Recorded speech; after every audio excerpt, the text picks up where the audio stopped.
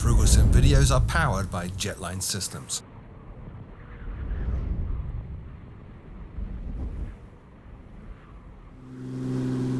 Let's put this into an external view and we can whiz the camera around here. Nice golf course or whatever that is over there. Beautiful plane. Absolutely beautiful plane. Well worth the money. And this isn't a plane I had previously ever considered flying. I'd actually never heard of it before I covered it in a news show. And then I did cover it in a news show and thought, that looks really interesting. And Javier from JRollon reached out to me and said, do you want to try it out? And I said, yes! And I'm so glad I did. And I'm sorry it's taken so long to get the video out, actually. It's well worth it. Look at this. Look at this beautiful scenery from Orbex. Yep. I am convinced X-Plane is the better looking sim. It is the best looking sim between X-Plane and Prepared.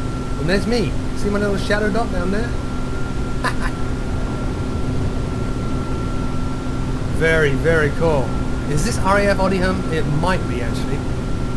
Or I might be more on course than I was in a live stream. If I am more on course than I was in a live stream, then Oddiham's over there, which I'm told is a very active helicopter base, and this would be Farnborough. I'm not sure that is Farnborough. Looks a little bit too small. The power station over on the right there, you can see the chimneys sticking up from it. Beautiful weathering effects on the windshield here. Scratches and general wear and tear. How are you on the fuel? Do I need to switch tanks yet? Always a good idea to keep an eye on that. Past couple of live streams I've lost that a little bit, and we've had incidents where we ran out of fuel. Now I'll let this go down to 3/4 of a tank, then I'll switch it over. Accurate needle wobble here. All these circuit breakers, by the way, work as well. Now my fuel flow is actually showing wrong. You see that? My fuel flow is showing about 20 gallons per hour, and that's not what we had on the kneeboard, which means I have not leaned the engine properly. See, 15.5. So let's lean this. We're burning way too much fuel. And it should be around about there. Now we're on track. We're not just burning fuel. The engine is inside the red box. What? No, it's not. Reduce power or lean or enrich the mixture to further extend engine life. I don't see that it is in the red box, but we'll enrich it a little.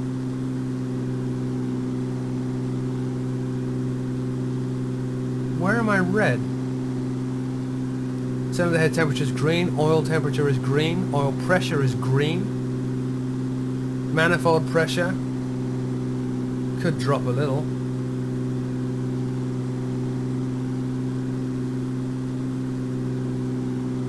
Not much there. Why are you telling me that?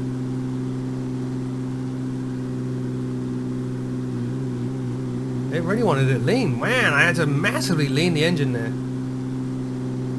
to make that go away. Very cool lighting system in here. See this? And as you bring up the lights, you can see all the wear and tear and the grime on these dials. Oh my goodness, it's complaining at me again. I'm really not sure why. But RPM is incredibly Reality Expansion Pack, REP, is actually very, very accurate. So if it's telling you something's wrong, something's wrong. Problem is, and the bit that worries me as somebody that likes to learn, is I don't see how it's wrong. It could be from the EGT. So look, as we lean, you're going to see the EGT rise.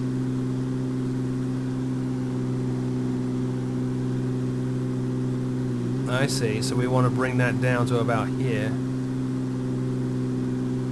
So hot day and too lean an engine. I think that's my problem. Yeah, I'm working on it.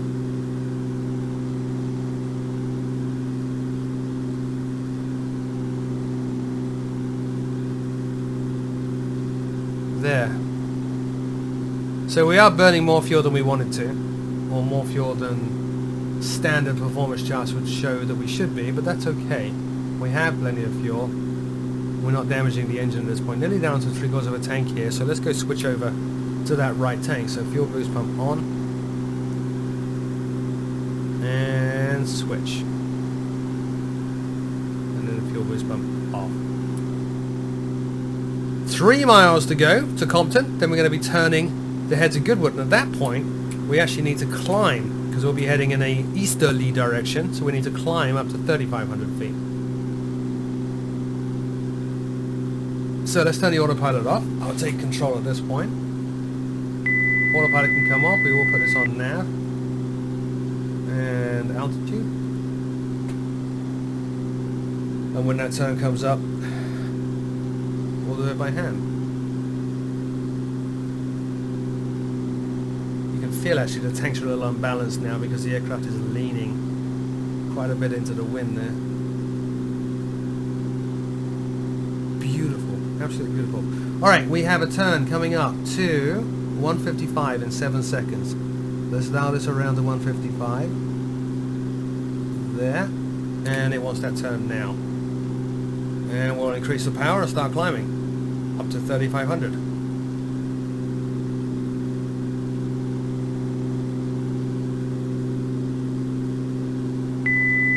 Oh, a little bit too much power there.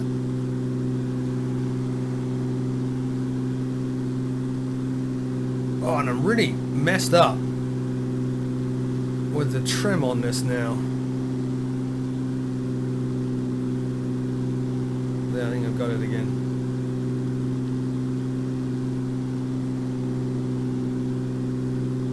Oh, and I'm so busy. This is why it's the first impressions. I make so many mistakes. I was so busy looking at needles and dials and heading and cores and warnings, I overshot my heading. We'll go back. We'll do a little bit of a zigzag to re-intercept the correct heading, which should be any second actually.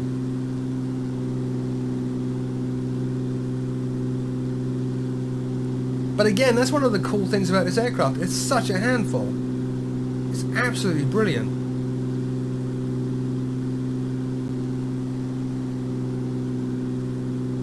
Very fast, very performance, incredibly responsive. And it really does require you to be in control and have your wits about you and develop that scan that I don't have, that pilots talk about, that scan routine of checking the dials, checking the dials, checking the dials, and in the correct order, and don't miss anything to always stay on top of the aircraft. It's one of those aircraft. It's great for really working on those skills within a simulated environment. There's 155. We're about to intercept now. Gentle turn back, and we do need to trim. We're climbing. We want to be holding about 3,500. As we head down towards the south coast, which we'll be reaching in 40 miles time, and I'm losing it again. Look at that. There's RAF Oddiham. I was a little premature. We had to pass that waypoint CBT, but there it is there, which means off to the left is Farnborough. There it is. Alright, only 6 miles out now from glorious Goodwood, home to the Goodwood Festival of Speed, just outside Chichester, here on the south coast of England, and we'll be turning to the left and heading towards Shoreham. These on the left here, I'm saying on the live stream, are the rolling hills of the South Downs. You can see they look kind of white. That's because most of the south of England is actually built on a chalk base. And if you carve away all the grass and the mud, then what you get underneath is chalk, which is where the distinctive colour of the White Cliffs of Dover comes from. Dover, incidentally, is quite a way that way. It's about 60 or 70 miles that way. We're not going to be going anywhere near Dover today. Let's see where we're at, 4.4 miles. So this time I won't click on this. I'll click on this and turn the autopilot off properly, like so. And I'll take over for the final part of this trip, which should be pretty straightforward. Now Shoreham is also now known, when I flew out of it, it was known as just Shoreham Airport. Now it's actually Brighton Regional Airport. It's just outside the town of Brighton, which is a very popular coastal tourist resort on the south coast of southern England. I actually grew up 20 miles east of there in a town called Eastbourne, which is very famous, infamous in fact, for its high population of retirees. But don't hold that against me.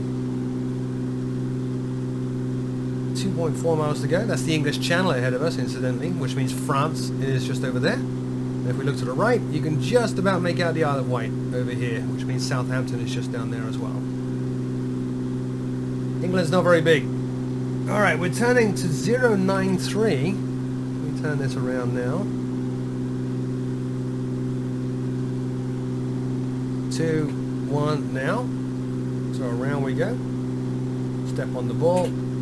Coordinate turn. Try to hold 3,500 feet for the time being.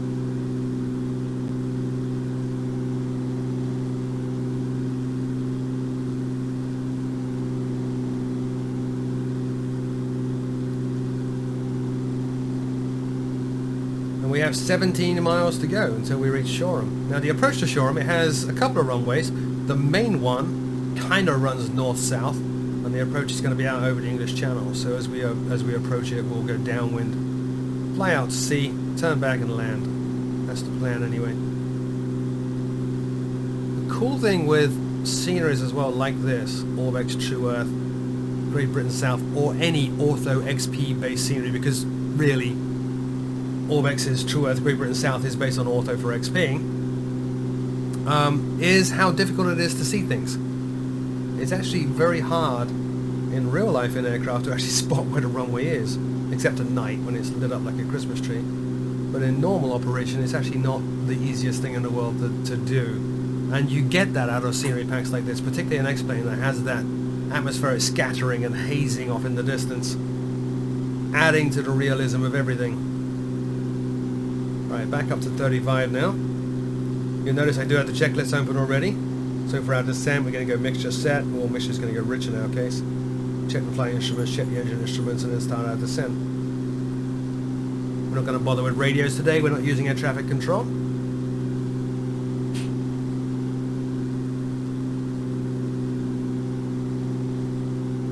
Slightly off course there, down underneath us is the A27. Very well-known coastal road that runs east to west along the south coast of England. Pretty much if you want to go anywhere from one point on the south coast to another, you're going to find the A27 and do it that way. So how are we looking?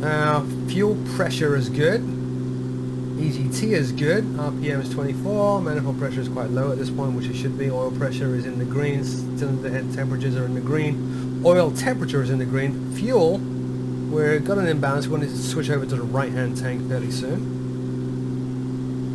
7 miles to go.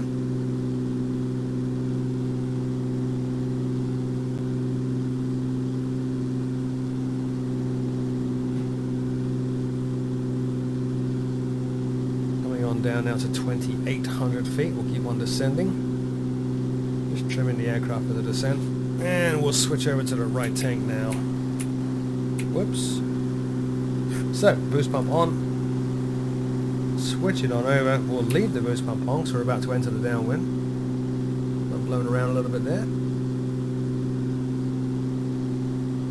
And since we are planning now to land, we'll go ahead and put the landing lights on, which I forgot to do on takeoff.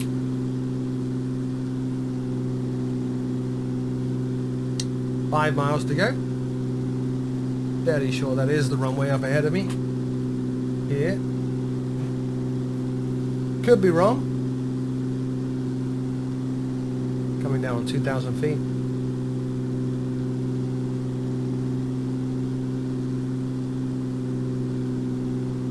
Four and a half miles to go. What else we got to do for our downwind? Fuel pump on, fuel selected the fullest tank, which is done. Engine instruments are checked. We just did that. Magnetos are set to both. Carb heat as required, not required. Flaps will be 20 once we drop our speed underneath 125 knots indicated. That will bring our speed down, and we will help it further and reduce it to 105 knots gear down. In the downwind leg. 3 miles.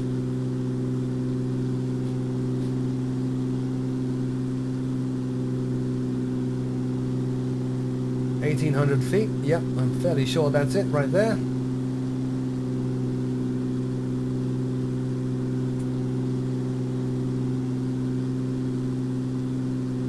Let's start our turn now.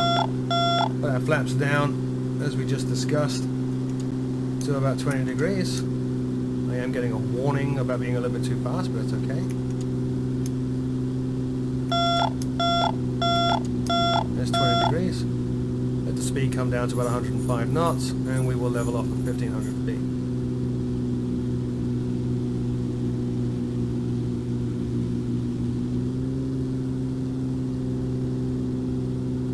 And as we read in the checklist, the next step, of course, is gear down. And maintain 105.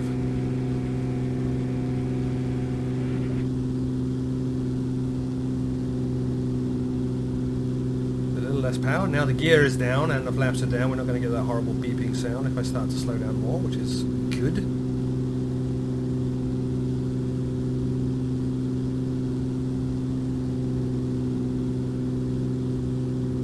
Eyeball.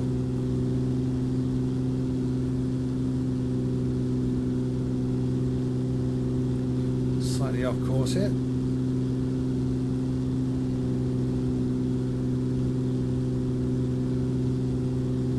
Very hard to judge altitude over the ocean. Pay attention to your instruments.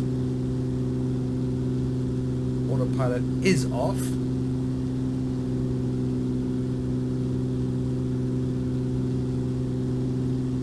I think we're good, so let's turn back now, even less power, we'll keep on descending through the turn. Step on the board to synchronize that turn.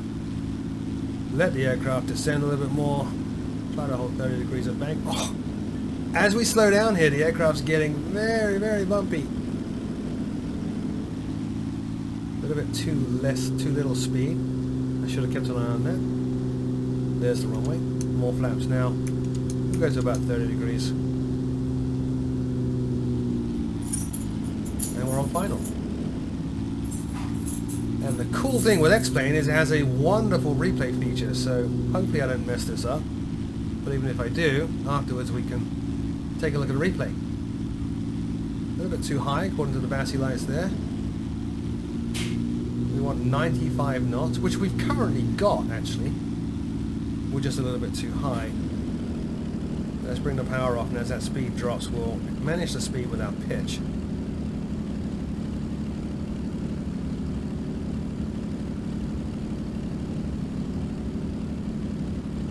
Slight crosswind. See how hard it is to actually spot the runway even this close? Got 4 white lights beside it. I can't point at it right now, obviously I'm a bit busy. Meaning we're a little bit too high. There's 1 red. We want 2 reds, 2 whites. Bringing back the power now to ease that rate of descent. 3 reds, a little bit too low. 2 reds, 2 white.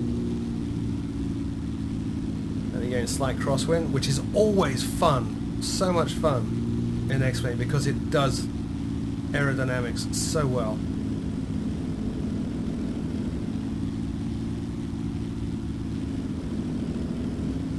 Speed's coming down.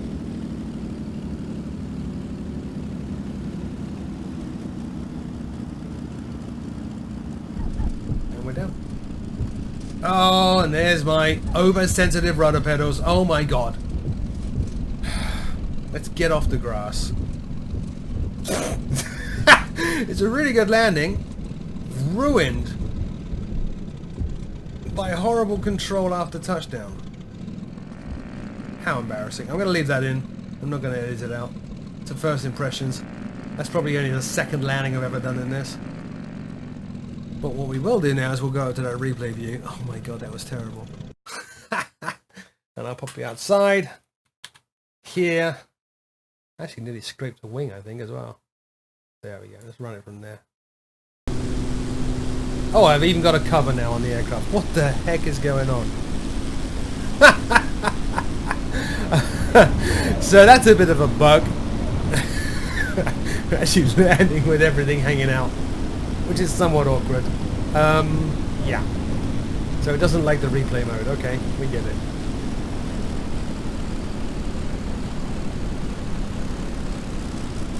Not a bad landing, to be honest. Except for that bit. What the hell happened there? I might have flat tires. No, no flat. Oh well. Let's kill the replay mode and see if it's going to leave all that stuff on my aircraft. Yep, it has. Alright, a little bit of a bug. I don't know why that is. But that, other than that quirk, don't do the replay mode until you're fully parked. That would be the moral of the story there. Other than that, that is the JRollon Marchetti SF260. It really is a beautiful aircraft. I know we had a bit of a bugette at the end there. It's Probably because I need to update it or something. It's probably my fault. Don't let that put you off. It is a beautiful aircraft. It's a huge amount of fun to fly. Not least because you need to be very hands-on with it. You can't let the aircraft get away from you. I can't get over that. That's insane. As always, my name is Frugal.